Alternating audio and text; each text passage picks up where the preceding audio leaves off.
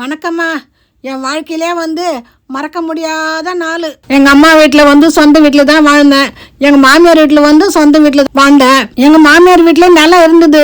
அது வானம் பார்த்த பூமி. மழை பெஞ்சாதான் பயிர் வைக்க முடியும். ரொம்ப வறட்சி ஆயிடுச்சு. 3 வருஷமாக மழை இல்லாமல் ஆயிடுது.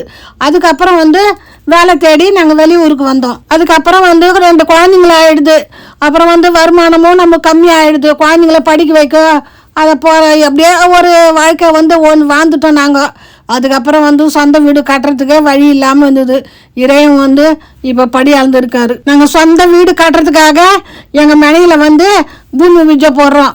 நாங்கள் அந்த ஊரில் இருந்த நிலத்தை கொஞ்சம் விற்று எடுத்துன்னு வந்துட்டு அதுக்கப்புறம் அங்கே வாங்கினோம். நாங்கள் அதில் தான் பூமி பூஜை போடுறோம். 2025 நவம்பர் 27 அன்றைக்கி தான் நாங்கள் பூமி பூஜை போட்டோம். காலையிலே எங்கள் இன்ஜினியர் அந்த இடத்தெல்லாம் நல்லா க்ளீன் பண்ணி வச்சுட்டாரு. சிலர் மேஸ்திரி வச்சு பூமி பூஜை பண்ணுவாங்க. நாங்கள் ஐயர் வச்சு பூமி பூஜை பண்ணோம். இந்த இடத்துல குளம் மாதிரி வெட்டி விட்டு அதில் தண்ணி ஊற்றி அதில் கற்பூரத்தை வச்சு சுற்றி விட்டாங்க. அதில் எங்கள் குலதெய்வம் தண்ணி அதில் இருக்குது. மொத்தம் 11 கல் வச்சு சாமி கும்பிட்டாங்க.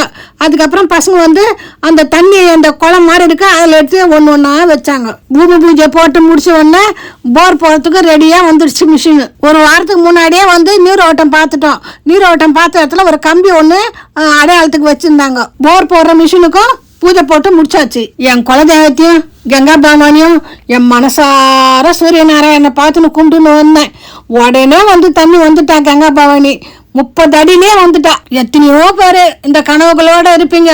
அது கண்டிப்பாக அருள் உங்கள் குலதெய்வம் கூட இருந்து வழி நடத்தணும்னு ஆண்டவன் நான் வேண்டிக்கிறேன். என் புருஷன் சொல்லுவார், எப்போ பாரு ஆலை பிளாக்கில் அது போட்டுன்னு போயிடலாம். அந்த லட்சு ஒரு ரூம் வச்சுக்கின்னு ஒரு கிச்சன் வச்சுக்கின்னு நம்ம போயிடலாம். நம்மளால ரொம்ப பெரிய வீடெலாம் கட்ட முடியாதுன்னு ரொம்ப கவலைப்படுவார். இன்னைக்கு அவர் ஆசீர்வாதத்தோட என் பிள்ளைங்க வீடு கட்டுறாங்க. அவங்க அப்பா நேரம் நினச்சிக்கின்னு தான் இருப்பாங்க.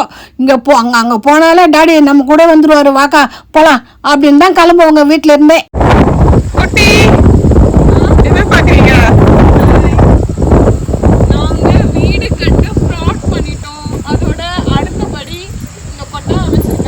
இங்க பாத்தீங்கன்னா கொட்டா போட்டாங்க. இன்னைக்கு தான் போட்டாங்க.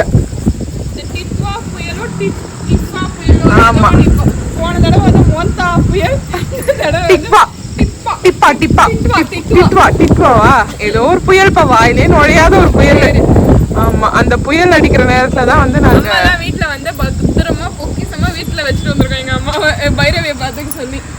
அந்த டைம்ல தான் இந்த ஷெட் எல்லாம் போட்டிருக்காங்க. இன்னும் கம்ப்ளீட் பண்ணல, இன்னும் இங்கதான் இருக்கு. இன்னைக்கு கடைக்கால் எடுக்கிறதுக்கு நல்ல நாள்னு சொல்லிட்டு குட்டியூண்டா பூமி பூஜைக்கு அடுத்து ஒரு 3 நாள் போச்சு. இந்த இடத்துல மட்டும் தோண்டியிருக்காங்க, அவ்வளோதான். இதெல்லாம் நாளைக்கு போடுவாங்க. இல்லை இன்னைக்கு நைட்டு ஆள் தங்குவாங்க இங்கே. இன்னைக்கு நைட்டே வா? ஆமாம், இன்னைக்கு நைட்டு கொஞ்சம் மெட்டீரியல்லாம் இருக்குல்ல, இதுக்காகவே ஆள் தங்குவாங்க அப்படின்னு சொல்லிட்டு இன்ஜினியர் சொல்லியிருந்தாரு. ஓகே, அடுத்த கட்டம் கடைக்கால் எடுக்கிறது தான். என்னோட மேனிஃபெஸ்டேஷன் என்ன தெரியுமா? 1 இயர் கழிச்சு என்னோட ரூம் அந்த மூலைக்குள்ள தான் கொடுத்துருக்காங்க. ஆமா, அந்த மூலையில இருக்கும். இந்த மாதிரி பல்ல சொல்லியிருந்தாங்கல்ல, அந்த மூலையில தான் என் தங்கச்சியோட ரூம். இந்த புயல் கியர்லாம் வரும்போது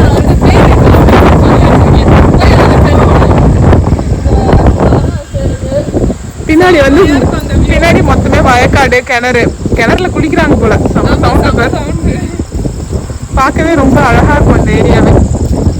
ஒரே இயற்கை தான் கூட்டமாக காணப்படுது.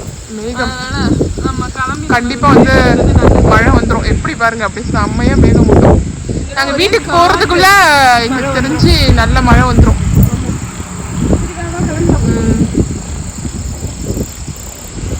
அப்பா எவ்வளோ மேகம்.